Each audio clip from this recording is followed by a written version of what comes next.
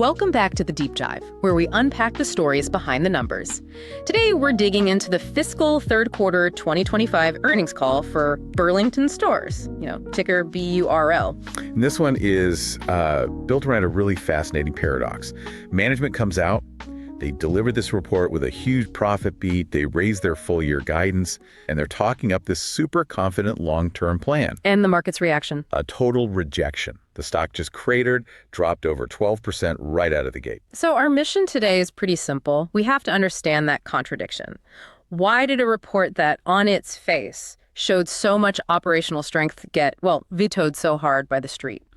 Let's start with the numbers for Q3, which ended around the 1st of November. It was a real mixed bag, and I think that's what really set the stage for all the confusion. Okay, so the bottom line, the earnings per share, or EPS, that was the big beat, right? A massive beat. Adjusted diluted EPS came in at $1.80.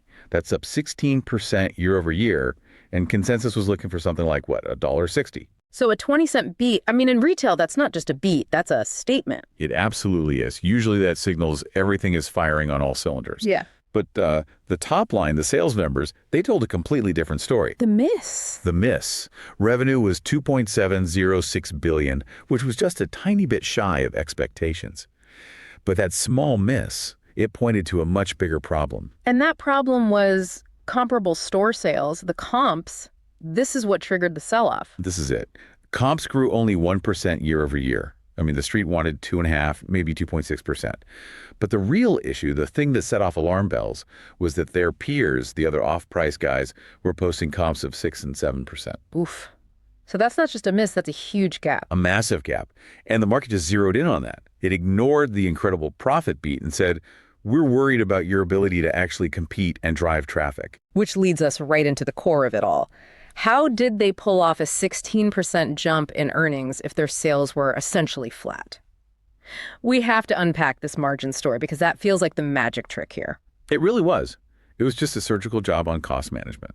Think about it. With only 1% comp growth, they still got incredible leverage. Gross margin went up 30 basis points to 44.2%. And the EBIT margin? Even better. Adjusted EBIT margin expanded 60 basis points. Wow, 60 basis points of EBIT expansion on a 1% comp. For you, the listener, a basis point is just 1/100th of a percent. To get that kind of efficiency when your main engine is sputtering, that's impressive. How did they do it? It was sort of a perfect storm of them controlling everything they possibly could. Three main things. First, they squeezed out a little more margin from the merchandise itself, 10 basis points. So better pricing or fewer markdowns. Second, freight expenses dropped 20 basis points.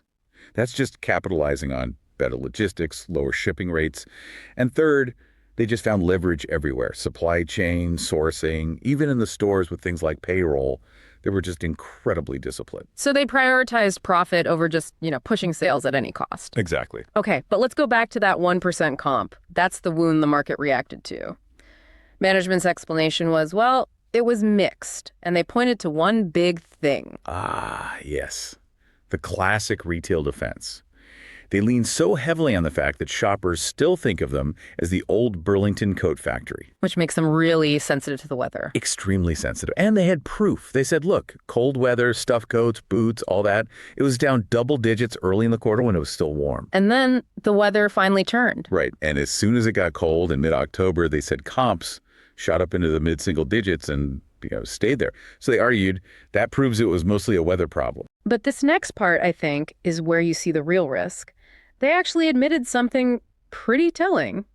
Management said the weather only explained half of that huge gap to their rivals. And that's the confession right there. That means there was a 3 to 4 percentage point gap that had absolutely nothing to do with whether someone needed a new coat. It was an execution gap. So what was it? They told us. They made a deliberate strategic choice. They decided to favor margin and EPS growth, and they took actions that they knew would reduce sales.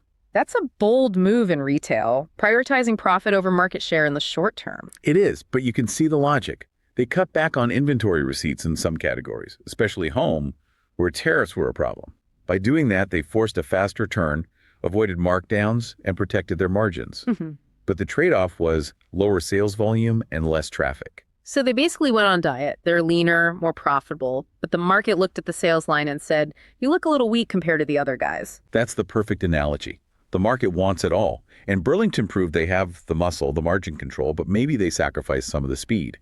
And management basically said they need to rebalance that now. Speaking of inventory, let's look at what I think is the biggest risk heading into the holidays. Total inventory is up 15% year over year. It's sitting at $1.66 billion. That's a huge build. Yeah. And the really critical part is their reserve inventory.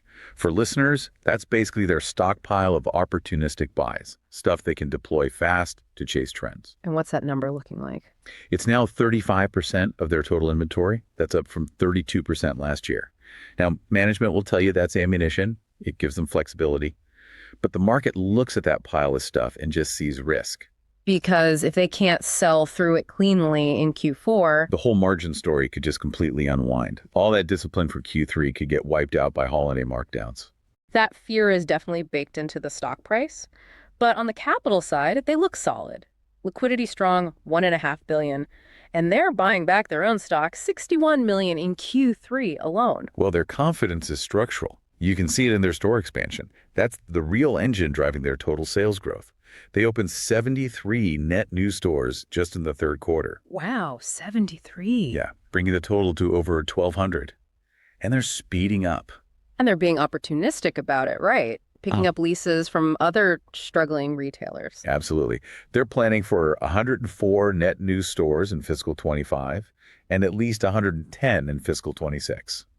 And part of that is because they snapped up around 45 leases from the bankrupt Joann chain. So that physical growth gives them a path to total sales growth, even if the comps are a bit wobbly. That has to be what gave them the confidence to raise their full year guidance. Right. So what did the new forecast look like? They raised it across the board. Total sales growth now expected around 8%. But more importantly, they jacked up the outlook for EBIT margin improvement. They're now forecasting 60 to 70 basis points of growth. Up from, what, 20 to 40 before? Exactly. A huge jump in conviction on profitability. And that flows right down to a higher EPS range of $9.69 to $9.89. So on paper, they're running the business better than they planned, even if sales are a little soft. And the long-term vision is still intact. Totally unwavering. They reaffirmed that massive goal of hitting $1.6 billion in operating income by fiscal 28. And they're actually ahead of schedule on their margin targets. The long-term story is fine. It's the short-term perception that's the problem. Which brings us right back to the market's veto. An EPS beat, raised guidance, accelerating margins, and the stock gets hammered. What was the fear? I think it boils down to three things. Yeah. First, that comps gap. It just signals they're losing ground to their peers right now. Yeah. Second, that Coat Factory image just won't die, which adds this layer of weather risk every single quarter. And third, the inventory. And third, that 15% inventory build. It creates this intense pressure for them to execute perfectly in Q4. The market's afraid they won't. That makes sense. The street is basically pricing in a Q4 disappointment. But our research flags something really interesting. Some big institutional money seems to think this drop is a buying opportunity. Yeah, we saw this unusual options activity, a really high volume of long-dated put selling. We're talking January 2026, 220 puts, March 2026, 210 puts. So break that down. What does selling a put like that actually mean? It means they're getting paid a premium to take on the obligation to buy the stock at $210 or $220 way out in the future. They're basically saying, we don't think the stock will be below this price, and if it is, we're happy to buy it there. It's a signal of a price floor. So some very deep pockets have a lot of confidence in the long-term story here. That's a pretty strong signal, yes. Yeah. Now let's shift to the consumer for a second. What did management say about who's shopping and what they're buying? Well, the broader off-price customer seems healthy, especially at the lower income end. Management was really clear that their stores in lower income areas are still outperforming the chain average. Which fits the narrative we're seeing everywhere, right? The trade-down effect. Exactly. People are trading down from department stores into off-price. But there was a little flag they raised, a specific regional trend. Yeah, they mentioned a bit of a slippage in comps for stores in areas with a high proportion of Hispanic households. Right. And that demographic had been outperforming for a while, so this little bit of softening is a new detail. It might suggest some consumer groups are feeling the pinch a bit more than others. That's the kind of nuance you have to watch. As for what people are buying, it was strong in beauty, accessories, and shoes. And the weakness. Home goods, which, makes perfect sense given what they said about strategically cutting back on inventory there to protect margins. It just reinforces the whole story. All right, so we have this massive disconnect. A short-term execution miss colliding with proven margin control and some pretty strong institutional support. Let's pivot to the fun part of the conversation. Time for our thought experiment. Yeah. And as always, this is absolutely not financial advice, but you have a sharp sell-off, you have clear conviction from management on margin, and you have that technical floor being set by institutions. The thesis here is pretty clear. The market is overreacting to the comps, and it's ignoring the sustainable long-term value driver, which is that margin control. Now, we have to acknowledge the inventory risk. Q4 execution is everything. So our outrageous but plausible trade idea is designed to leverage that institutional floor while betting on management to get that inventory cleared out. It's a short volatility strategy mixed with a holiday rebound bet. Okay, break down short volatility for us in this case. It just means we're selling the fear. We would sell those long-dated January 2026 220 puts. We collect that nice premium. And we're basically betting alongside those institutions that the stock isn't going to collapse. We're betting on that long-term margin story.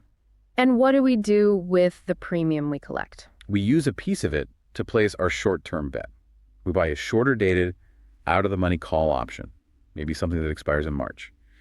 This is our bet that they have a clean Q4, that the weather normalizes, and that the comps start to look a lot better early next year. So you're playing for the upside with the call, but you're using that institutional activity as sort of a safety net on the downside, a structured bet that the market eventually comes around to the margin story. Precisely.